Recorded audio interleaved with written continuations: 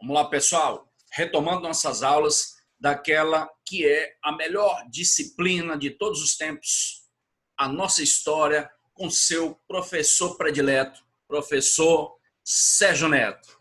Vamos lá.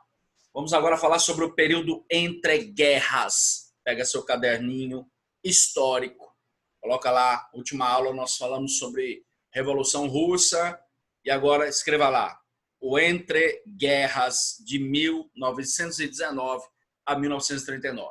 É importantíssimo você saber que se trata do período entre guerras. Por quê? Porque na prova do Enem pode cair o entre guerras e dentro desse momento histórico nós temos a crise de 29 e nazifascismo ou estados totalitários, não importa. Então, esses dois temas aí durante o entreguerras. Crise 29 e nazifascismo. Crise 29 é bem simples. Basta você analisar os fatores que levaram à crise,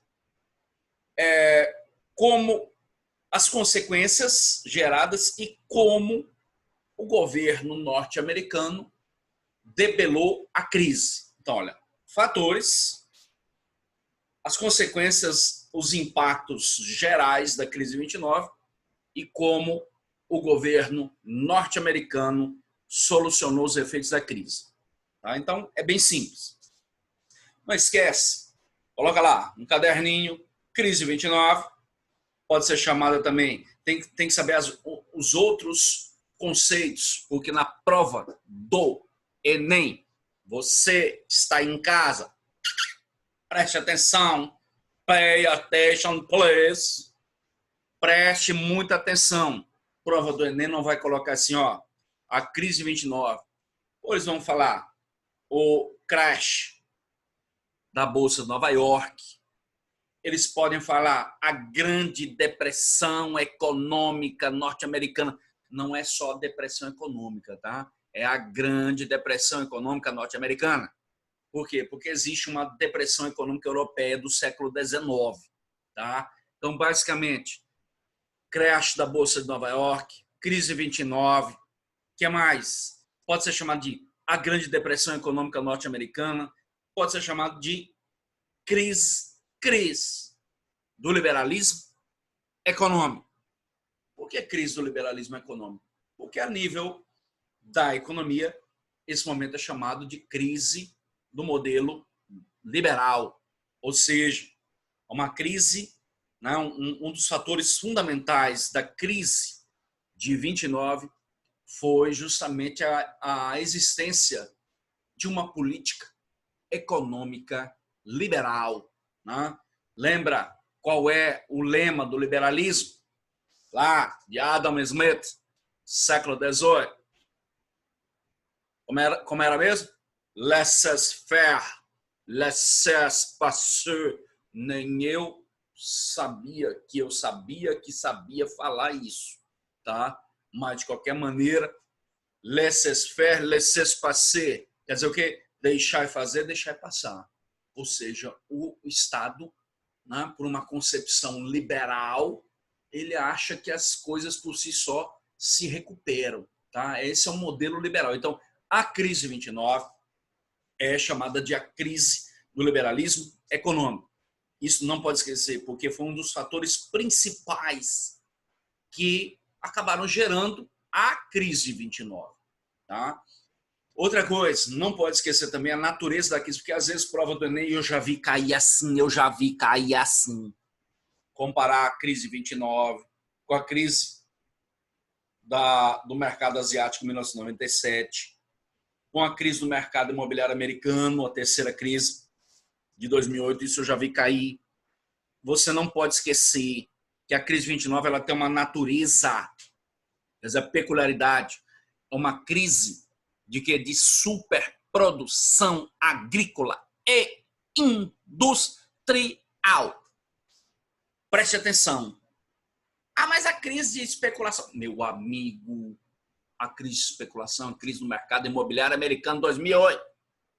Essa crise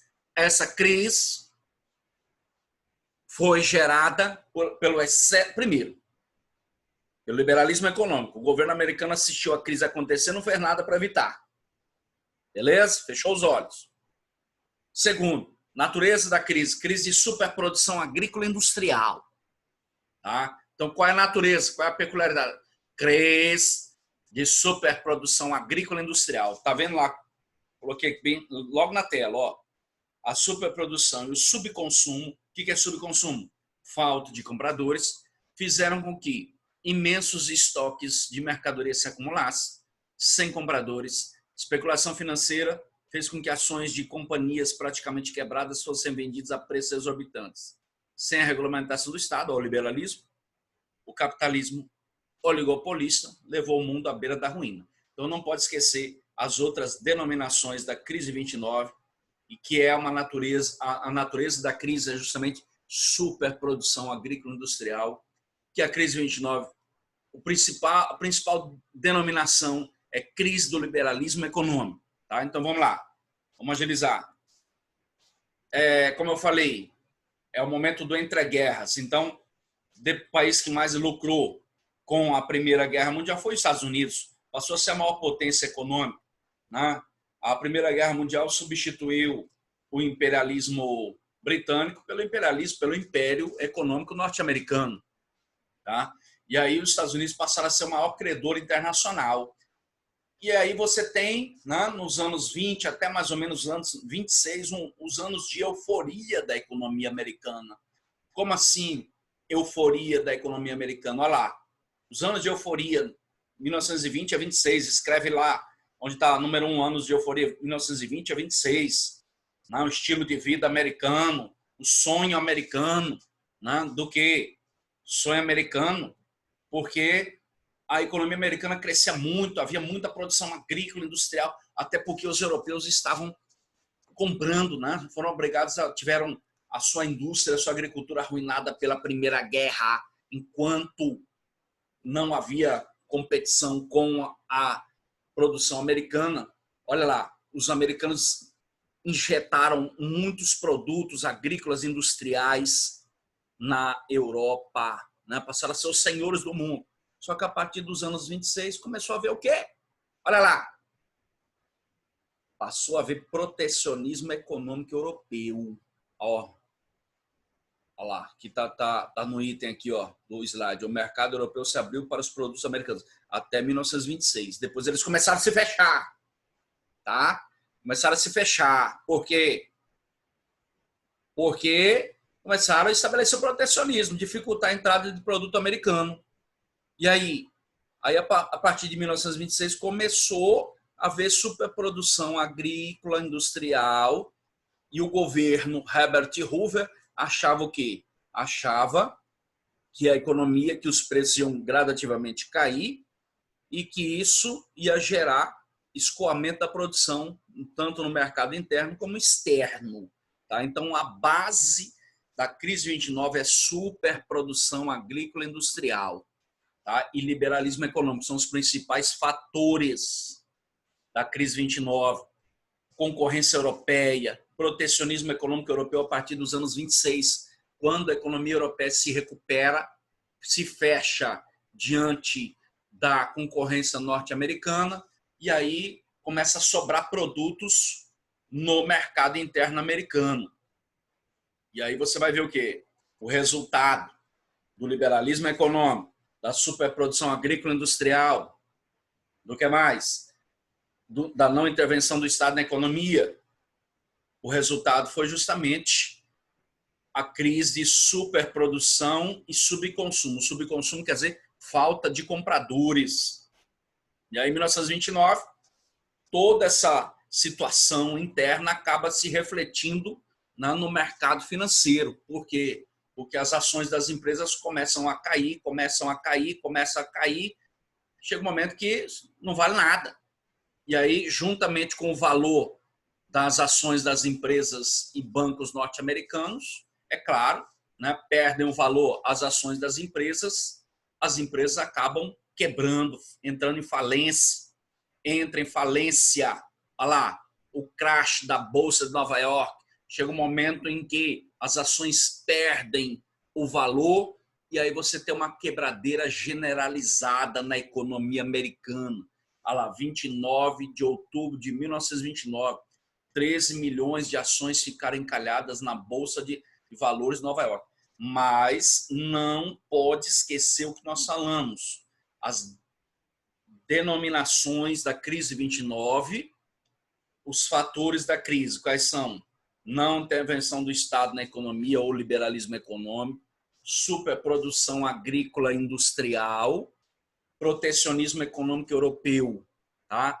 E a euforia da economia norte-americana. Por quê? Porque eles produziam muito, chega um momento em que 1926 começa a concorrência europeia e o ritmo da produção continua o mesmo, começa a encalhar, até que tudo isso se reflete no mercado financeiro. As ações das empresas e dos bancos perdem o valor. E aí nós temos lá consequências geradas pela crise 29.